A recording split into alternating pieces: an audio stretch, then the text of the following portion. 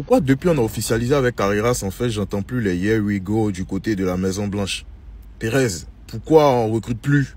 J'ai l'impression que tout le monde est en train de ramasser des bougs. Je sais pas, c'est fini. Ça s'arrête là, c'est le mercato qui, c'est ça.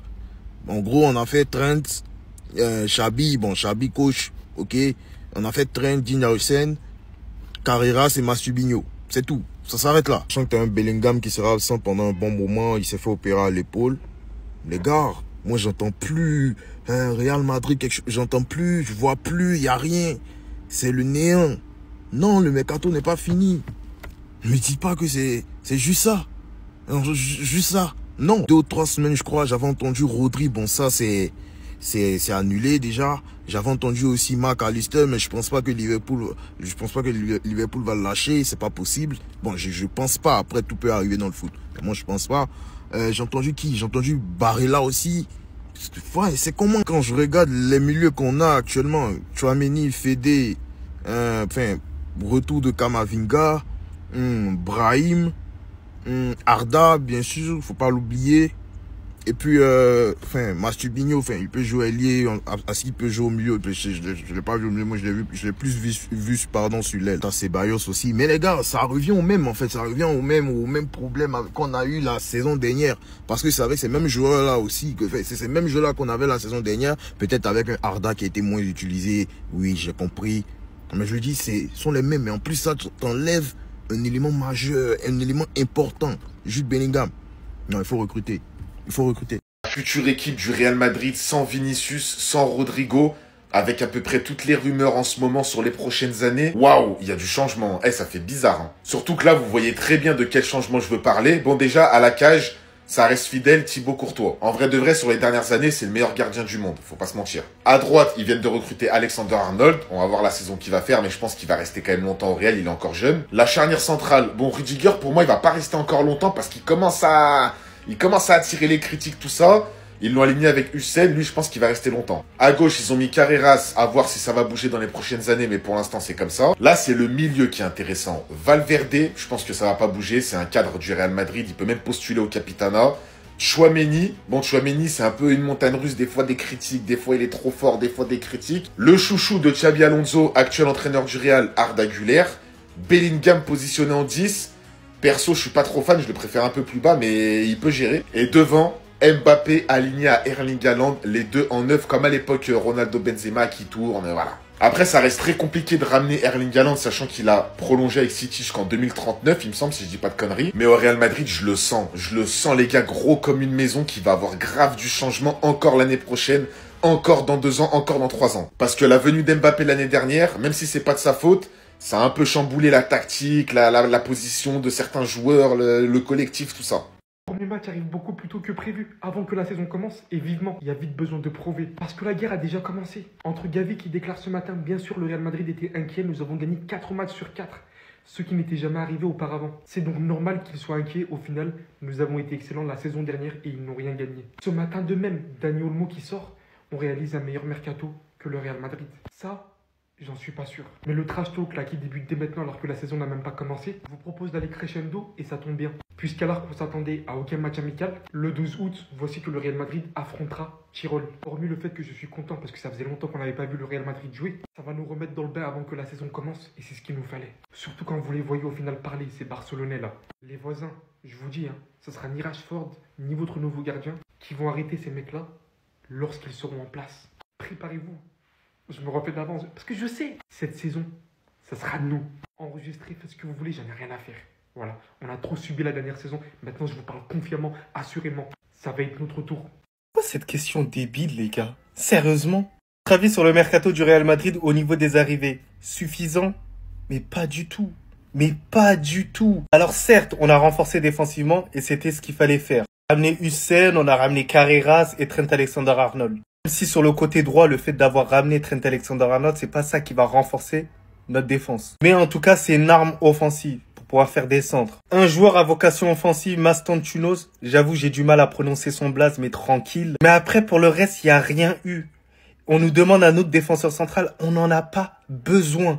Pas le besoin le plus excessif. Le besoin le plus excessif, c'est trouver un milieu de terrain en plus. Il faut un profil davantage organisateur. Et en plus, ne pas enterrer trop vite Eduardo Camavinga, qui peut concurrencer aussi Arda Güler. Mais là, si on part comme ça, avec tout le respect que j'ai pour des joueurs comme Arda Güler, ils n'ont pas encore prouvé sur la scène européenne. Donc c'est à dire qu'on prend des risques en les faisant jouer là comme ça. Donc pour moi, va falloir associer ces joueurs-là avec des joueurs quand même plus expérimentés. Donc pour finaliser ce mercato, il nous faudrait un milieu de terrain et un attaquant de pointe, mais tranquille, je veux pas trop parler parce que je sais qu'il y aura pas d'attaquant de pointe. Donc les gars, dites-moi en commentaire ce que vous en pensez. Voilà, les changements qu'il faut avoir, mais sinon en vrai, ça toi? En tout cas, bien, alhamdoulilah. Là, c'est Vinicius dans quelle catégorie au Real Madrid? Pour moi, les gars, à 25 ans, c'est déjà une légende du club, bien évidemment. Si vous n'êtes pas d'accord avec moi, expliquez-moi en commentaire, mais moi, je vais vous donner mes arguments. Déjà, les gars, buteur en finale de Ligue des Champions contre Liverpool, le but du 1-0. Buteur en finale de Ligue des Champions contre Dortmund, le but du 2-0. Juste ça, ce serait suffisant pour dire que c'est une légende. Mais je vais continuer. Palmarès collectif, une Copa del Rey, 2 LDC, 3 Liga, 3 Supercoupes, 2 UEFA Supercoupe, 3 Intercontinental Cup. Palmarès collectif, c'est déjà monstrueux. Ensuite, palmarès individuel, meilleur jeune de la Ligue des Champions en 2022, meilleur joueur de la Ligue des Champions en 2024. Présent dans 3 équipes types de Ligue des Champions, 3 ans d'affilée les gars, c'est une dinguerie. Il a gagné le trophée The Best en 2024 et il s'est fait voler le ballon d'or par Rodri, on n'oublie pas. Après la finale contre Pachuca, il avait sa stat, impliqué dans 13 buts lors des 12 finales. Vini a des performances légendaires, son triplé contre Dortmund cette saison, son triplé en Supercoupe contre le Barça, la performance contre Kimmich, 0 GA mais il a traumatisé, doublé contre Liverpool à Anfield quand on était en train de perdre, 3 buts contre Liverpool quand on était sous Zidane. Et les gars, j'en passe parce que juste le plaisir qu'il nous donne sur le terrain quand on allume la télé. Vraiment les gars, pour moi, pour toutes ces raisons, Vinicius Junior est déjà une légende du Real Madrid.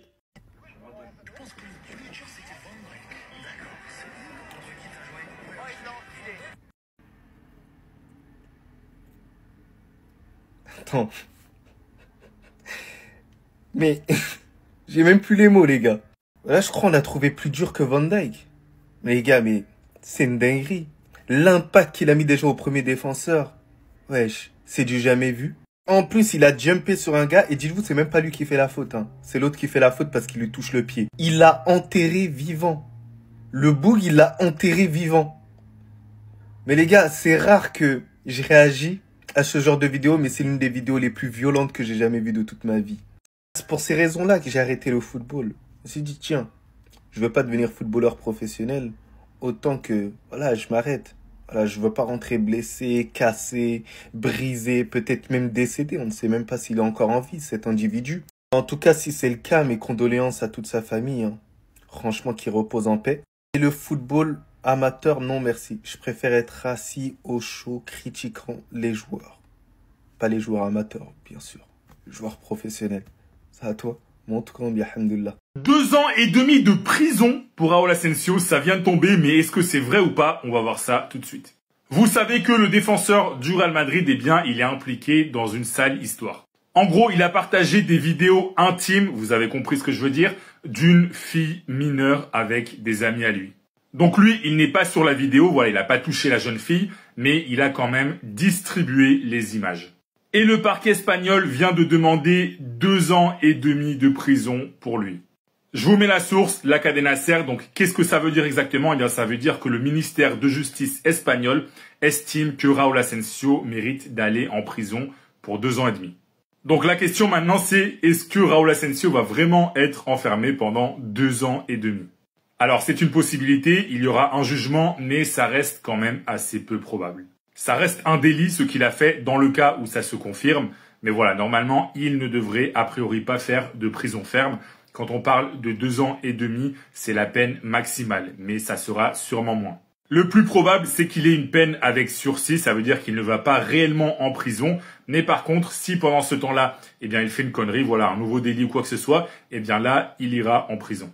Donc voilà, mais c'est quand même un dossier tendu pour le Real Madrid parce que ça porte quand même atteinte à l'image du club. Donc on va voir comment Florentino Pérez va gérer tout ça. Et il y a même des gens qui estiment que Raúl Asensio devrait être viré du Real Madrid.